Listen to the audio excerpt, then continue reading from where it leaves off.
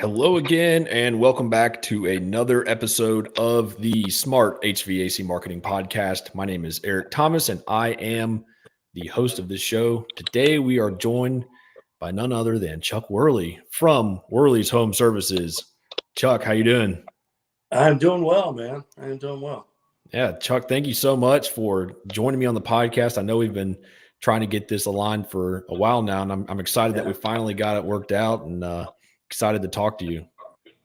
Yeah, it's gonna be great. It's gonna be great. Cool. So, Chuck, why don't you go ahead and just introduce yourself a little bit more and tell the listeners about your business.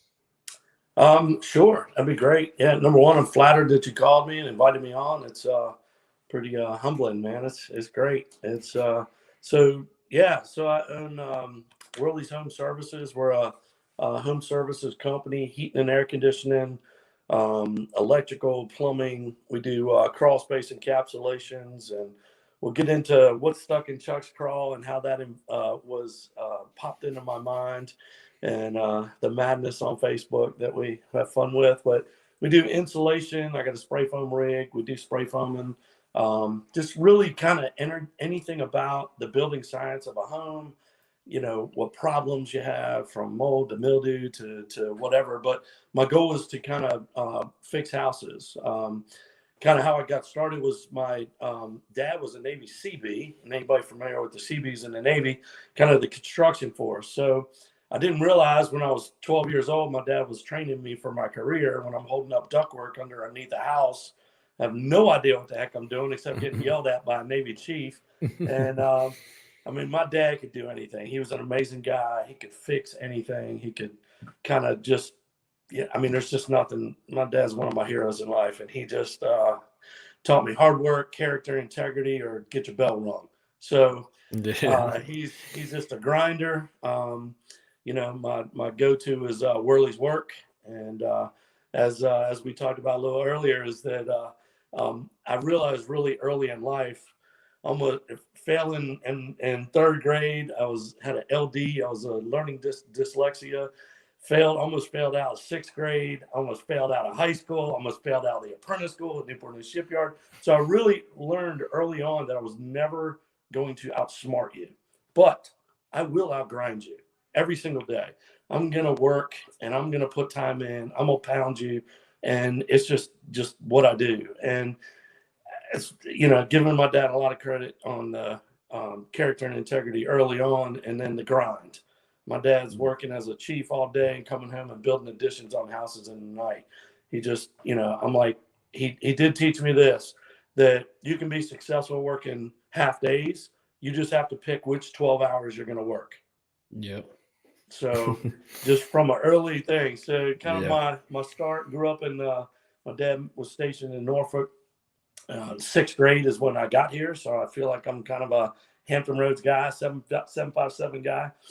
Went to St. Pius, went to Norfolk Catholic High School, ended up, I was a state champ in wrestling, and that's how I got into the apprentice school. I got recruited to wrestle there, and it changed my life, changed the course of my life. It was an amazing ride. I wasn't crazy about the shipyard. I did not like it. I knew as soon as I got there that I was not going to be there 50 years, but almost failing out every single semester. Thank God they let us retest. But I did graduate. And when I graduated in 93, 95 is when the layoffs hit. So I said, all right, well, all my eggs are in one basket. I got to get out of the shipyard before I get laid off. And because once you graduate from the apprentice school, you're not safe anymore. So went to work for a couple companies, and really when I decided to open my own company is when I'm working for these other companies, was pretty successful in, service, install, and then went into estimate, design, CAD drawings, load calculations, and then ended up in sales, which is really where I kicked off my career and changed my life, and had a lot of great people in my life impact my life to where they invested in me. They invested time in me and heart into me, and showing me that I could be more than what I was. And really, I could mention 50 guys that really changed the course of my life that I want to do the same thing back to guys that work for me, that believing in them, investing in them, sending them to school, paying for their school. It's we have a big, too much is given, much is expected. And I feel like the investment that I make into people, I know people are going to leave me. I know people are going to move on and stuff, but whether they open their own company, I just helped one of my plumbers that left me open his own company. I helped him do it, showed him bookkeeping, and gave him the right CPA. And I think it's important, just looking back on my life, that the people that poured into me, I want to pour back into other people. And kind of back to how I got to opening my own company was I'd sell these jobs, and character and integrity, I told you, was really important to me early on. And from the chief, growing up. But if I'd sell this job and then they'd send out, the crack crew, and they'd install it upside down, or just, I'd come back and look at the job and I'd be like, oh my God, that is not right. And the companies that I, worked for, I did work for a few really good ones and took some good stuff and left some bad stuff with some other companies I worked for. But I just said the only way I'm going to be able to control the final product of a job is for me to start it, me hire the people, and me get the job done, me come back and look at the job. And that's in 2001 when I opened up my company, Energy Efficient Heating and Cooling, which morphed into Energy Efficient Solutions, where we started doing plumbing and crawl space encapsulations and kind of doing the whole building science, blower door testing, negative pressure testing on houses, and figuring out what is the problem. Is it the heat pump? Hey, it might be just you need to add some insulation to the house. Well, as my dad used to say, every man armed with a hammer treats everything as a nail. Well, the problem with that is if a contractor comes in and a homeowner says, hey, I'm going to call an insulation guy, he's got one hammer. He's going to hit you with insulation. I'm going to save your house by putting in insulation. They might not even need insulation. The problem is that contractor only has one tool in his bag, and that's a heat pump. If it's a heat and air guy, it might be just a duct guy. He's got one hammer. With me, I come in with a tool belt, and I'm like, hey, look, why don't we do insulation this year? We can get a couple more years out of that heat pump or the ductwork. So all of a sudden, I started getting into all these other trades. I ended up just this past year or so, getting a home improvement contracting license. So I can do additions and all that. I'm not interested in that at all. My goal is to stay in the service industry, heating and air, electrical, plumbing, crawl space, insulation, really the kind of service part of the house. Let everybody else doing the building stuff. Me just fix the houses that may not been built necessarily as good as, my dad would have done it, right? So I always joke with builders that if a builder is going to build a house, he's going to build a different house for his wife than he will for your wife. Yeah. So it's, so when I go into these houses 5-10 years old, builders don't really like what I say about them because they're not about the builder at all. About the house is every house is a different situation, but they're all a system. They all work together as a system. So when I did start expanding and seeing all these other projects, I was subbing stuff out. And, the problem is I can't control the final product if I sub it out. So because those employees don't work for me. They don't know my standard. They don't know my standard of employee. They don't know my standard of construction or what I want done. And again, we are not perfect. We make mistakes, but I think the difference between the good guys and the bad guys is, hey, why don't you go back and fix it?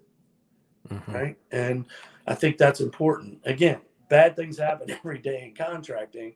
But what separates the good guys and the bad guys are the guys that's willing to go back and make it right. But yeah, and there's some great other companies out there. I'm prejudiced. I think mine's the best. I do think there's some great other companies out there that I respect immensely. And I've even got some mutual friends that my son, who's absolutely a freak of nature, he's 26 years old, running a $6 million company, and he is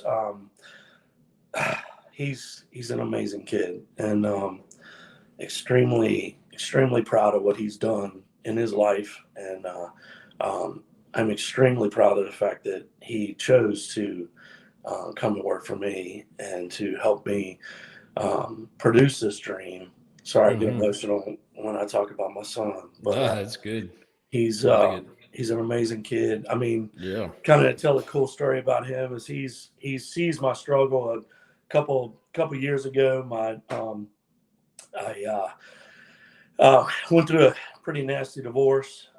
Was married for 20 some years and trying to figure out what I was going to do in my life. I went to work for a couple different companies. And when I got divorced, I ended up selling my company. And the guy that bought my company didn't necessarily pay what he's supposed to pay. So it put me in a financial debt spiral. I had an 803 Beacon score when it started and about a 500 Beacon score about 12 months later. And got started, the agreement was to pay debt and debt didn't get paid. And all that debt came back on me.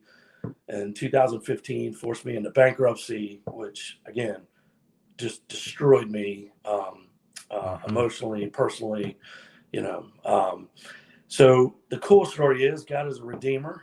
And like I said, I know nothing but grind. And my son is ended up going Division I in lacrosse, got a scholarship to go to New Jersey. We live on a 5-acre farm in Yorktown, and going to Newark, New Jersey, it was a culture shock to anybody that's been to Newark.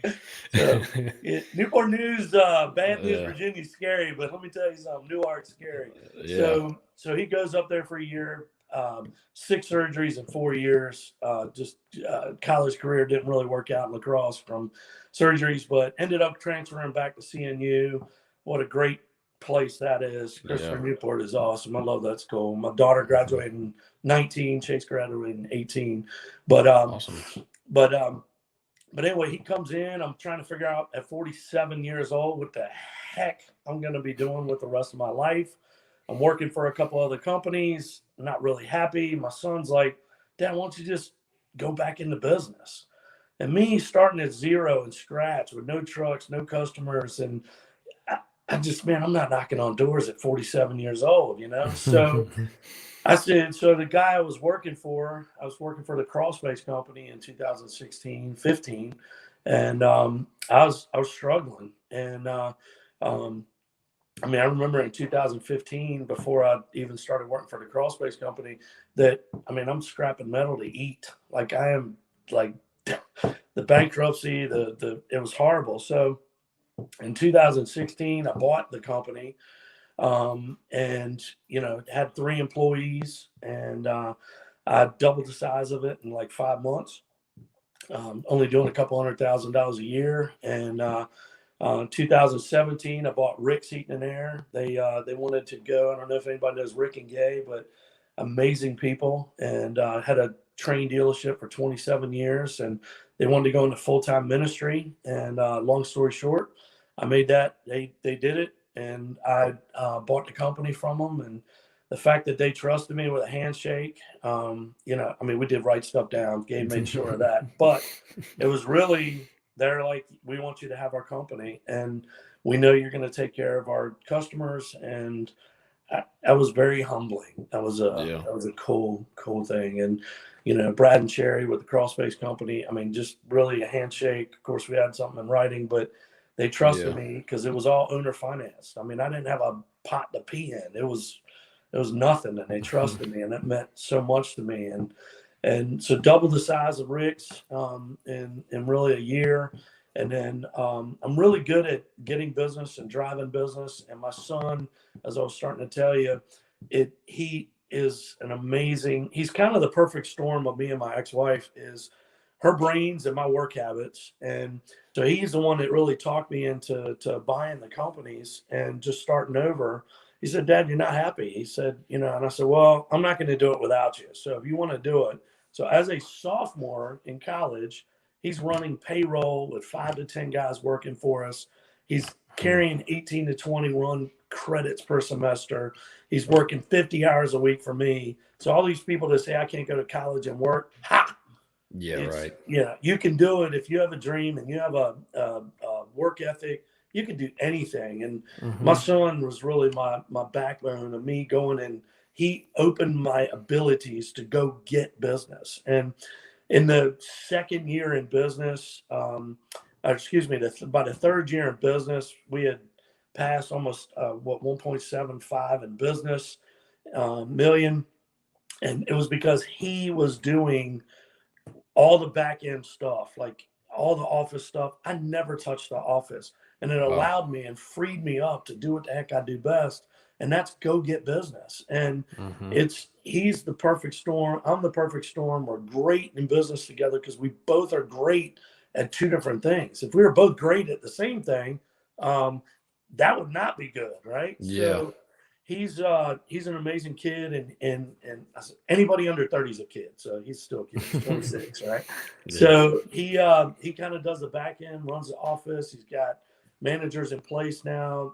This past year, or in 2019, we did 3.5 million. We grew 101% growth. Bought a couple other little small companies, merged them in to our system that Chase has really created. And like I said, it's an amazing story to go from $300,000 to we're 80% up from last year to this year. We brought on a plumbing company. I ended up buying a small plumbing company. The guy had a heart attack and died. And we kind of took the customer base over, and they had three plumbers, and now we got 8 in 12 months. So we're really good at systematizing and creating these smaller businesses and putting them into the system and doubling and tripling the size of the company that we purchase. So that's kind of been our magic. We don't do much marketing. We kind of acquisition, take those customers in. We pick up all the employees that we can keep. We do have a standard to have 10 commandments of an employee, which I would share with anybody if they want to see it. But it's character, integrity, do the right thing, teamwork. Nobody biting other. Everybody helping. I talked when we first started about, look, if you're not helping somebody below you, you're not a team player. You're not trying to help somebody expand their career. These new guys, I've got several kids working. I said, again, anybody under 30 is a kid. I got these kids working for me that, they're just coming out of college degrees, and they want a career. And they can't, they got biology degrees and they can't make any money in biology. I say that my daughter Skylar's in an internship. She's a biology major in Corpus Christi, Texas this year. So it's just really hard to support a family with that. Unless you get lucky. I mean, it's a tough business, but you got guys making $50,000, $75,000, $100,000 a year in the trades. It's possible. You got to be a grinder. You got to go to work. But, I think back about all the people that invested in me. I want to make sure that I'm that company that people want to work for, that people want to come to work for me because they know I'm going to invest in them, and again, I know eventually I'm going to have people that come and leave, but that can't stop me from doing the right thing. Right. Yeah. It just can't stop me. I had a guy give me a hard time. We supported over 100 ministries just in the past 4 years. So it's amazing, from building churches through ICM ministries to local ministries to, I love helping people, and I believe much is given, much is expected. And I know when I think back of all the different things that have happened in the last 4 and 5 years, from in 2015, scrapping metal to eat, to the business that God has trusted me with, is it's kind of overwhelming sometimes. It's sorry, I get emotional about some stuff, but it is a huge responsibility. When I see the revenue and I see the money in the ministries and the stuff that we've been able, charities and stuff we've been able to help, making a difference is a big deal. If this is all about me, I don't know, man, it'd be awful lonely, right? It'd be awful lonely. And I feel like that. I remember a couple of years ago when we had that huge growth in 2019.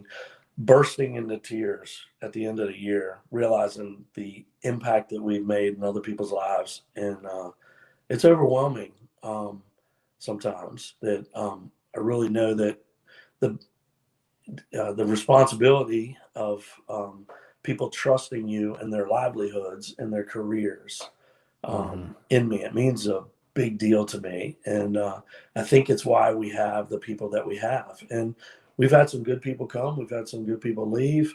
I will tell you this. I've never lost anybody I wanted to keep.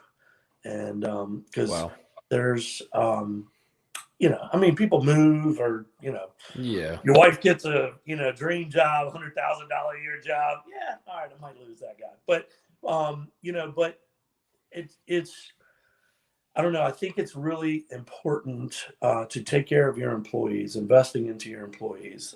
We just sent one of our younger guys to Texas for a month. Spent almost $10,000 on the kid because I believe in him, and I made a huge impact in him. But at the same time, he's investing back into us. I mean, he's taking care of my customers, and I get compliments on him all the time about, man, that guy is so young, but he's really smart. Well, the reason he's smart is because we're investing in him, and he's investing back in his career. That's the guys I want. I want guys that want to be better than what they are today. Because if you're just, I came out of the shipyard. There are so many guys that been there for 20 years that really had 1 year of experience 20 times. Right? Yeah. I mean, you know a guy like that. He's that's not what I want. And again, not that I was a great employee at the shipyard, but that is a crazy place, but I love it. I mean, it was a great career path for me and a great start. And I've got a tremendous amount of friends at the shipyard that invested into me and believed in me. And a couple of them talked me out of quitting, It's like, man, this is a good school, and it's just different. I definitely like working on houses. It's kind of my magic, I guess. And our goal is for a customer to call me and to never ever call anybody else. If we come in and do a great job on your heat pump, you're not going to call a different crawl space guy. You're like, man, Chuck's guys are here. They came in. Their butt crack's not showing. They're in uniform. They're professionals. I think it's important. And our goal is to be the one-stop shop for home services. You call us, you'll never call anybody else. That's right. That's kind of our story in a nutshell, but one of my secrets to success is surrounding myself with people smarter than me. And my biggest learn from that was when I first started in 2002. I hired a guy who was an amazing service tech, and I'm on the phone. I didn't even have a secretary at this time. Like, I didn't have anybody answering. So I got two phones. I got my cell phone. I got the office phone. Like, I got two people standing in line, and the service tech busts into the door, and he goes, man, I'm fixing this. I got this. And I'm, like I said, I got two phones in my ear. I got a person standing behind him. And he's just like, man, he goes, you don't even know what the heck I'm talking about. And I said, I won't tell you his name, but smart. I'm probably one of the smartest guys I've ever met. And I said, if I knew everything you knew, one of us would be unnecessary. And he sat back and he went, so I'm going to go fix this heat pump. I think that's a great idea. Like, if I'm the magic in every single department, I am not going to have a big business. If I have to be the man at everything, I'm not going to have a huge business. It's brilliant. I've met guys like that. They want to be King Kong. Like, I don't need to be, like I told you, I don't even touch the office. Chase runs the office. If I was as good as him at that, then we wouldn't have the business we have, Yeah. So finding that great service tech, finding that great plumber, finding that great electrician, finding that great crawl space guy, trying to find a guy that's great at what he does. Find your niche in the business. The bigger, I'll tell you a story that Steve Wetzler, some of y'all may know, he was the first guy I ever hired in 2001. He's done install, he's done some service, but now the bigger we get, the opportunities open up. He's now running our warehouse, and our life has changed. He has made, I told you I'll get emotional about my people. Like, he has made a significant difference in our business by helping us organize our office, and he's an HVAC guy, but helping our plumbing and electrical division by organizing. He's a bit OCD, which is great for a warehouse guy, but manager, but he, he's changed our business. It's neat watching people grow in our business, and it's my responsibility to build the business and to grow the business, to give these guys another opportunity. I told you about the one guy just invested all the money sending him to Texas. He started out as a crawl space guy with a college degree. He didn't know anything. Within months, he was designing duct systems and not designing, but like installing duct systems and running a duct crew. Within months, the guy's running maintenance. Within a year and a half, I invested in him to go to Texas. Now he's a full-fledged service tech making, I don't know, 50, 60 grand a year in his second year with us. So it's my responsibility to build a business big enough that people have the opportunities to grow. Yeah. I think it's my responsibility. And, we hired a corporate chaplain last year, investing into our people. Some people might not come to me or might not go to church or whatever, but they don't have somebody to talk to. Chris Hoyt is my corporate chaplain, and he is amazing. And like, he's calling the guys if they need prayer, if they have somebody, they don't go to church or they don't have anybody to call, and their mom gets sick or goes to the hospital, he'll go to the hospital with them, and he'll just be there as somebody for them to talk to if they need. I think these are the type of things that are really important in growing our business. I feel like if you grow the person, like helping somebody be a better person or helping somebody get through stuff so that, whether it's happy wife, happy life, if you're having, problems at home, you're not, giving them somebody that they can talk to, to help them personally, man, they're never going to leave us because we're investing in them. We want them to be better. And we just invested into Dave Ramsey, which is a Christian financial guy. We just invested as a company. We just spent $3,500 investing into this Dave Ramsey corporate plan, where every app that he has is free to everybody that works for me. And I think we're up to 30-some% of the 50 employees we have that have already signed up and into that program. Why is that important? Because if the guy's thinking about he can't pay his mortgage on Friday, is he really going to be thinking about that great install that we expect? Nope. No way. Nope. No way. He's thinking, oh my God, my wife's going to cut my foot off when I get home.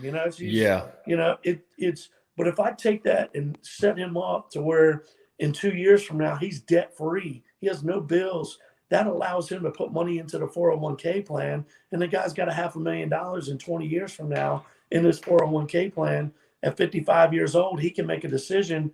Okay, I can retire, or he's got his house paid off and Chuck, I really don't need to work full time. Okay, that's great. Like, investing into people, I think, is what is life-changing, at least to me, is seeing somebody go from a crawl space guy to, whatever he wants to be in our industry or in our thing. So anyway, it's been a fun ride, man. It's scary, bankrupt. The other thing on the bankruptcy, I started to tell you, God is a redeemer.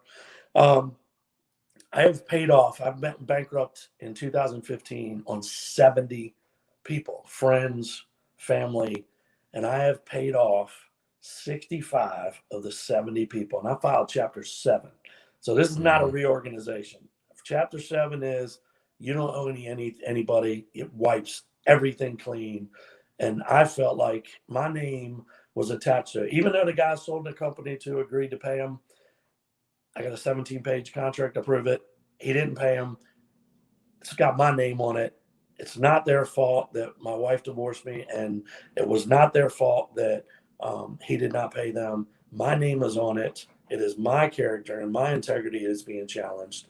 And in 2015, when I was scrapping metal, God gave me that vision that said, you're going to pay everybody back.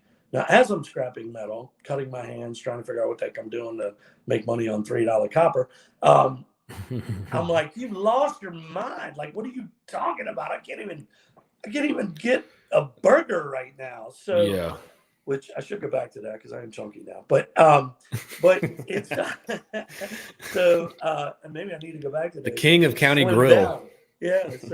So anyway, I have paid everybody back. I've got 5 companies left that I have to pay back, and they will, by the grace of God, be paid back in full. The goal is 2021 to pay back Awesome. everybody.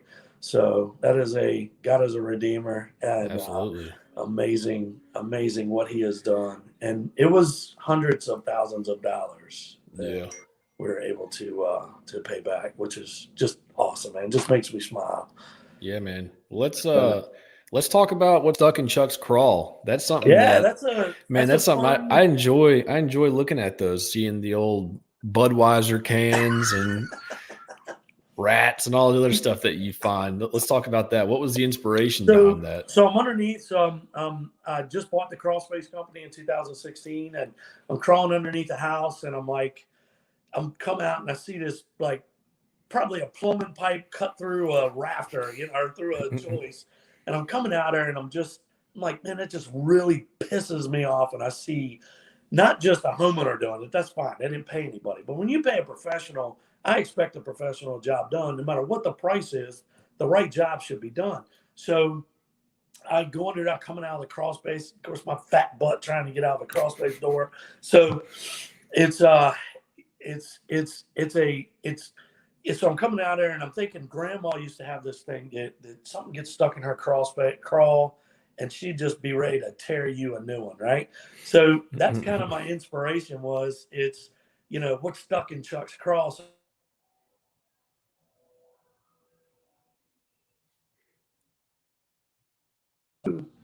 There you go. So what's stuck in Chuck's crawl kind of came out of the crawl space thinking, all right, what's stuck in Chuck's crawl today? So I've sent this post out on Facebook, and that's how it started. What's stuck in Chuck's crawl came from Grandma. That's awesome. So what are some of the craziest stuff you've seen? Yeah, kind of top of mind awareness from, I'll see dead rats, I'll see live rats, I'll see snakes, I'll see snake skins. And, for 250 sexy pounds, I move really fast when I see those things in a crawl space. What's that old the replacements or whatever, the football? He's like, I'm really nimble. Yeah. The punter. Yeah. Really nimble. But it's awesome. I have a lot of fun with it. And it's when you're in back then, and I was in 5-10 crawl spaces a day. So I had plenty of opportunities to see stuff. Yeah. So, but lots of fun. Yeah, that's awesome. Yeah, I remember seeing it looked like an old beer can or something, like a Budweiser can. Yeah. The guy was working underneath the house. I think it was probably a new construction, but they were probably the framing crew or whatever out there with the old Budweiser can. It was lots of fun. Sneaking in a break beer in between during your break. Exactly. That's awesome. Yeah, it was fun. Yeah. Chuck, I appreciate you coming on the show, man. This has been awesome. I appreciate the opportunity, man. I love telling my story. It's so unbelievable to me what God has done in my life, and how much he trusts me and with the responsibility of all these people. And it's but hopefully I'm making him proud. So hopefully hear that. Well done, good and faithful servant. Right? That's right. Absolutely. Awesome. Well, Chuck, what are some ways that people can learn more about your business or get in touch with you? Yeah, call Worley's. My www.callworleys.com, and then 757-215-4075 is our main line. So 215-4075, and feel free to call me. We are definitely in the industry of helping people, and like I said, I want to invest back in my industry. If there's anything I can ever do for any of my competitors, or they got questions, I'll tell them all the mistakes I made so they don't have to make them. That's awesome. I'd love to tell you I'm smarter than everybody. I'm not. I just surround myself with people smarter than me. That's the way to go, man. and just outgrind them all. Like I said, That's right. Nobody gets to outwork the owner. That's right. Absolutely. Good deal. Well, Chuck, I hope you have a great rest of your day. And thanks again for coming on the show. I appreciate it, man. Thanks a lot for calling me. Yeah. All right. Talk to you soon.